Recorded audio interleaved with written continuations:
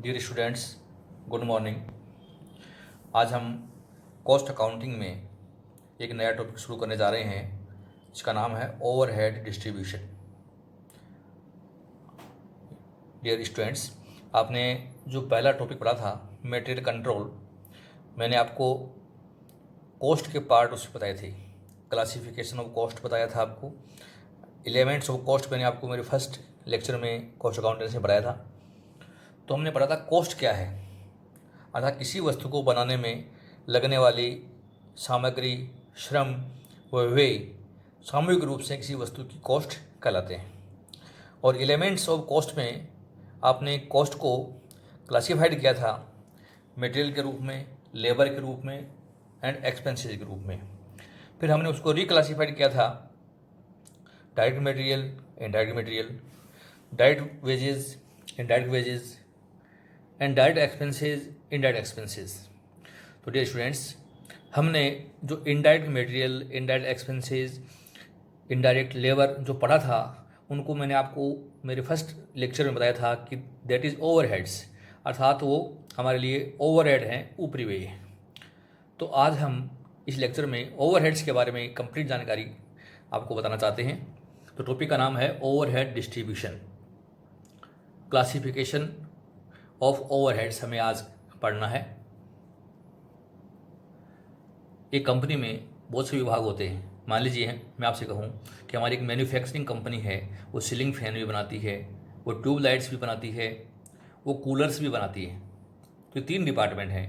एक को हम जिसे एक्स डिपार्टमेंट कह दिया, एक को वाई कह दिया, एक को जेड कह दिया। ये हमारे 3 प्रोडक्शन डिपार्टमेंट हैं। तो हमारे सामने सबसे बड़ी समस्या ये आती है कि जो हमारी इनडायरेक्ट मटेरियल या हमारे इनडायरेक्ट वेजेस या हमारे इनडायरेक्ट एक्सपेंसेस, कौन सा खर्चा ऐसा है जो सीलिंग फैन डिपार्टमेंट का है, कौन सा हमारा खर्चा ऐसा है जो हमारा ट्यूबलाइट्स डिपार्टमेंट का है, और कौन सा खर्चा ऐसा है जो हमारा कूलर्स डिपार्टमेंट का है। तो डियर स्टूडेंट्स, हमें इन खर्चों को अलग अलग डिपार्टमेंट वाइज छांटना होता है। अर्थात इनडायरेक्ट मटेरियल जो सीलिंग फैन की है वो हमें वहाँ लिखनी है, इनडायरेक्ट मटेरियल जो हमारी ट्यूबलाइट्स डिपार्टमेंट की है वो हमें वहाँ लिखनी है, और इनडायरेक्ट मटेरियल जो हमारी कूलर्स डिपार्टमेंट की है हमें वहाँ लिखनी है। ठीक इसी प्रकार से इनडायरेक्ट एक्सपेंसेस का भी हमें अकाउंटिंग करनी होती है। तो एज ए होल जो इनडायरेक्ट शब्द आपने पढ़ा है, चाहे वो इनडायरेक्ट मटेरियल हो, चाहे वो इनडायरेक्ट वेजेज हो, चाहे वो इनडायरेक्ट एक्सपेंसेस हो, हमने उनको एक नाम दिया है सामूहिक रूप से, वो होता है ओवरहेड। और उन ओवरहेड्स का डिस्ट्रीब्यूशन कैसे करें, ये बात आपको समझनी है। तो हमारा टॉपिक है ऊपरी व्ययों का वर्गीकरण, और वर्गीकरण को हमने 5 भागों में बांटा है। पहला लिया मैंने according to element of cost, अर्थात लागत के तत्वों के हिसाब से ओवरहेड्स का क्लासिफिकेशन क्या होगा। फंक्शनल क्लासिफिकेशन, अर्थात क्रियाओं के हिसाब से हमारा क्लासिफिकेशन कैसा होगा, क्रियात्मक वर्गीकरण। अकॉर्डिंग टू कंट्रोलेबिलिटी, नियंत्रण के आधार पर हमारे ऊपरी व्ययों का वर्गीकरण कैसे होगा। अकॉर्डिंग टू नॉर्मलिटी, सामान्यता के हिसाब से हमारे ऊपरी व्यय का वर्गीकरण कैसे करें, और परिवर्तनशीलता के आधार पर हमारे ऊपरी व्ययों का वर्गीकरण कैसे करें। तो ये 5 बेसिक क्लासिफिकेशन आपको आज इस चैप्टर में पढ़ने हैं। एक एक करके हम इसकी स्टडी करते हैं। एलिमेंट ऑफ कॉस्ट के अनुसार ऊपरी व्यय 3 प्रकार के होते हैं, इनडायरेक्ट मटेरियल, इनडायरेक्ट वेजेस और इनडायरेक्ट एक्सपेंसेस। अर्थात ऐसी सामग्री जो किसी वस्तु विशेष का अभिन्न अंग के साथ साथ ग्रुप में न लग करके यूँ मान के चलिए कि हमें अल्प मात्रा में लगी है, इसका अलग अलग हम लेखांकन नहीं कर पा रहे हैं, या वो सामग्री का पार्ट तो है, उसके बिना सामग्री बन नहीं सकती, लेकिन वह है अल्प मूल्य की सामग्री है, हम इस कैटेगरी में उसको रखते हैं। जैसे हमने एक बुक बनाई, बुक छापी, तो बुक में जो पेज लग गए वो तो हमारी प्रत्येक सामग्री थी, लेकिन बुक में कितनी स्याही लगी है, कितना धागा लगा है, कितनी पिन लगी हैं, ये हमारे लिए इनडायरेक्ट मटेरियल है, क्योंकि इसका हम अलग अलग लेखांकन या इसका मूल्यांकन नहीं करते। एक होता है इनडायरेक्ट वेजेस, किसी भी फैक्ट्री में जो मजदूरी उत्पादन कार्य के लिए दी है वो तो हमारी प्रोडक्टिव वेजेस थी, लेकिन जो मजदूरी हमने उत्पादन कार्यों के अलावा दी है, जैसे हमारे फॉरमैन की वेजेस, हमारे चौकीदारों की वेजेस, हमारे पियोन्स की वेजेस, ऐसे जो खर्चे हैं जो उत्पादन से संबंधित नहीं हैं बल्कि गैर उत्पादन कार्यों के लिए दिए हैं, वो इनडायरेक्ट वेजेस होती है। और ऐसे खर्चे तो डायरेक्ट नेचर के नहीं हैं, अर्थात जो ग्रुप में हमने व्यय किए हैं। अलग अलग डिपार्टमेंट्स पे सामूहिक रूप से खर्चे किए थे, किसी उचित आधार पर आपने बांटा है, तो ऐसे खर्चे हमारे लिए इनडायरेक्ट एक्सपेंस होते हैं। तो इन सब को हमने एक ही नाम दिया है, वो नाम है ओवरहेड। तो 3 कैटेगरी हो गई, अप्रत्यक्ष सामग्री, अप्रत्यक्ष श्रम और अप्रत्यक्ष व्यय। इन तीनों के योग को हम ओवरहेड के नाम से जानते हैं। दूसरा है फंक्शनल क्लासिफिकेशन, क्रियाओं के आधार पर। कारखाना ऊपरी व्यय, कार्यालय ऊपरी व्यय, विक्रय ऊपरी व्यय और वितरण ऊपरी व्यय।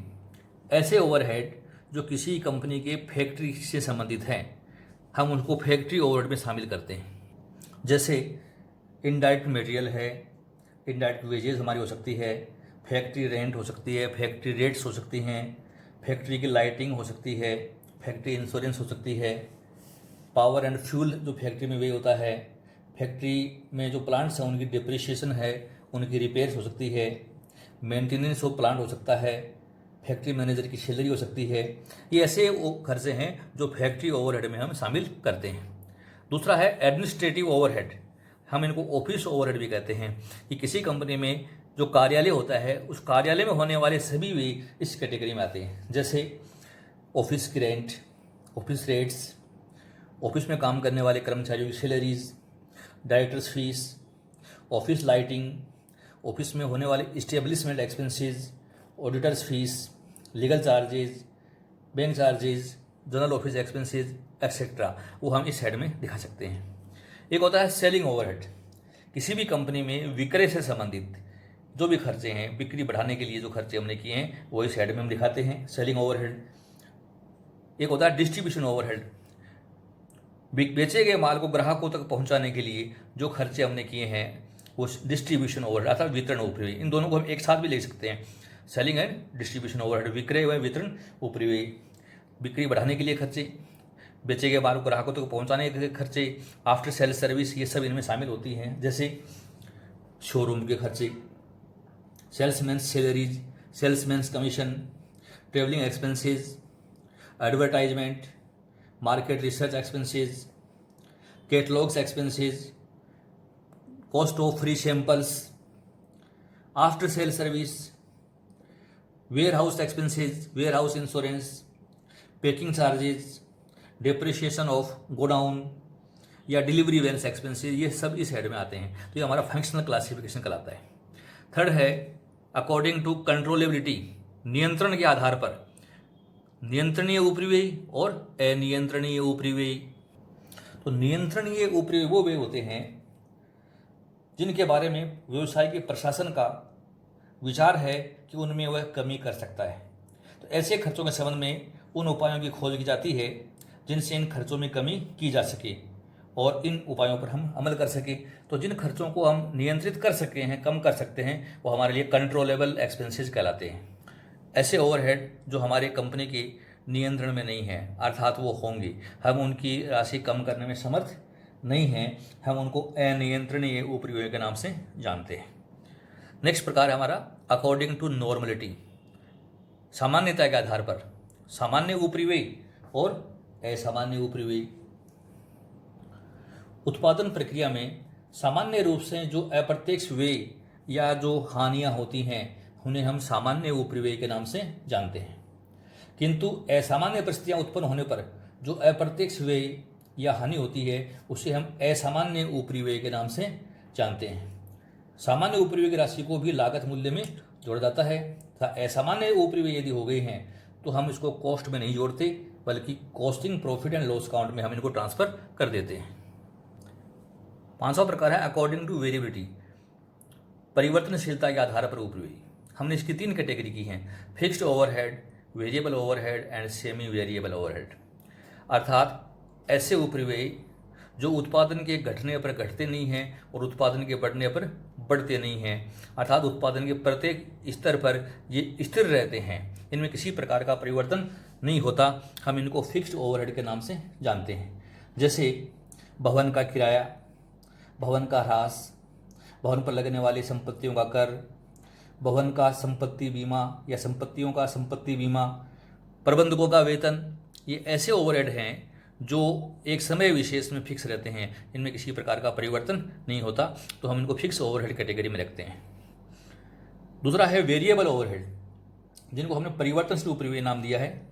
ऐसे ऊपरी व्यय जो उत्पादन बढ़ने पर उसी अनुपात में बढ़ जाएं और उत्पादन घटने पर उसी अनुपात में घट जाएं, हम उनको परिवर्तनशील ऊपरी व्यय कहते हैं।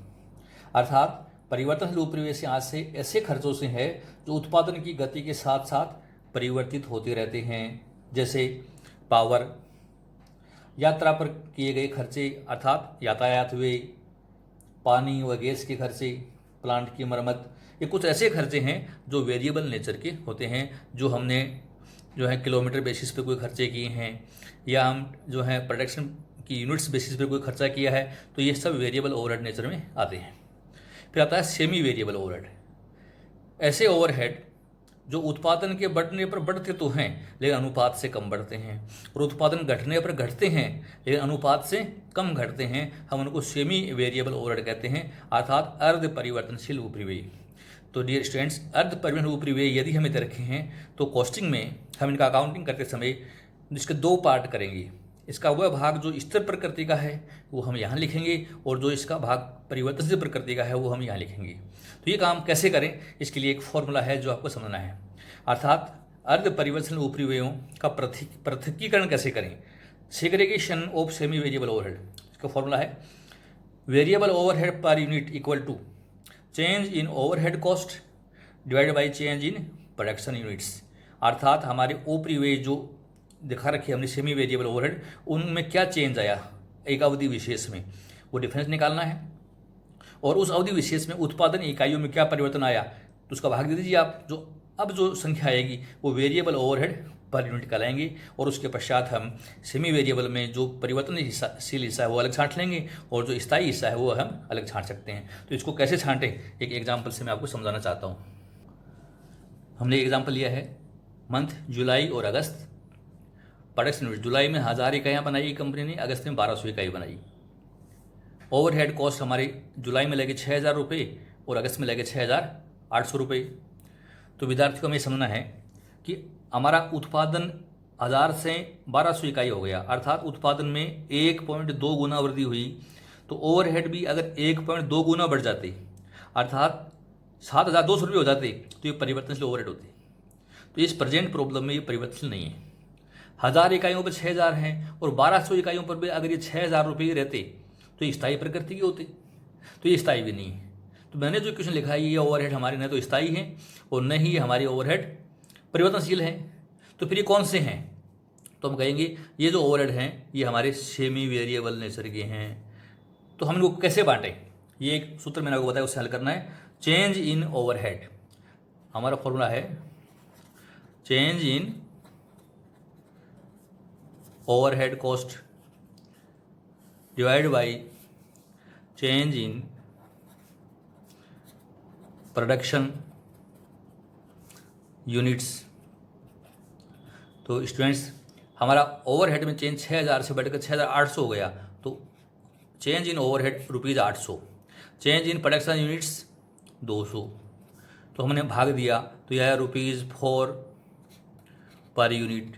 हमारी वेरिएबल और पर यूनिट 4 रुपये। तो अब इनको छांटे कैसे ये अपने को समझना है। तो कुल ओवरहेड थे हमारे पहले जुलाई की छांटिए आप। जुलाई में ओवरहेड थे हमारे 6000 में से आप माइनस कर दीजिए जो वेरिएबल नेचर के हैं। तो 1000 इकाई बनाई थी हमने, 1000 यूनिट्स, और प्रति इकाई 4 रुपये हैं, तो ये कम कर दीजिए।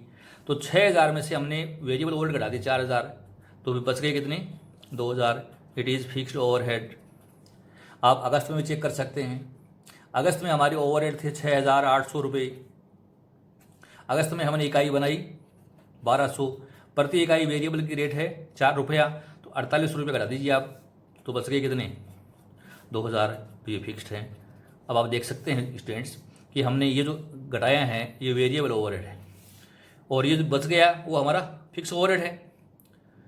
तो जुलाई में भी खर्चे 1000 इकाइयों में 2000 थे, और अगस्त में इकाइयाँ हमने बनाई 1200, तो भी 2000। अर्थात उत्पादन बढ़ने पर भी ओवरहेड नहीं बढ़े, इसलिए फिक्स ओवरहेड है। और वेरिएबल देखिए आप, ये थे हमारे 4000, ये थे 4800, अर्थात 4000 रुपये थे। जैसे ही उत्पादन 1.2 गुना बढ़ा तो 1.2 गुना बढ़ गई, अर्थात 4800 रुपये हो गई। तो इस तरीके से हम वेरिएबल और फिक्स ओवरहेड को सेमी वेरिएबल से अलग छांट कर दिखा सकते हैं। तो होता है स्टूडेंट्स, किसी भी कंपनी के विभिन्न उत्पादन विभागों व सेवा विभागों में हमें ओवरहेड्स को बांटकर दिखाना होता है, और बांटने के लिए ये 5 तरीके हैं जो आपने समझे हैं। इन 5 तरीकों से ओवरहेड छांटने के पश्चात हमारी अगली क्रिया आती है, वो आती है ओवरहेड्स का अपॉर्शनमेंट और एलोकेशन। ये मैं आपको मेरे अगले लेक्चर में समझाऊंगा कि हम ओवरहेड्स का एलोकेशन कैसे करें और अपॉर्शनमेंट कैसे करें। तो आप मेरे वीडियो की जो सीरीज़ है इसको आप कंटिन्यू देखते रहें। ये मेरा ओवरहेड्स का फर्स्ट लेक्चर था। अब मैं अगले लेक्चर में आपको allocation and apportionment of overheads पढ़ाऊँगा। आपको लेक्चर अगर पसंद आया तो इसको आप लाइक कीजिए, अपने फ्रेंड्स में इसको आप शेयर कीजिए, मेरे चैनल को आप सब्सक्राइब कीजिए। आपने बहुत ध्यान से सुना, थैंक यू सो मच।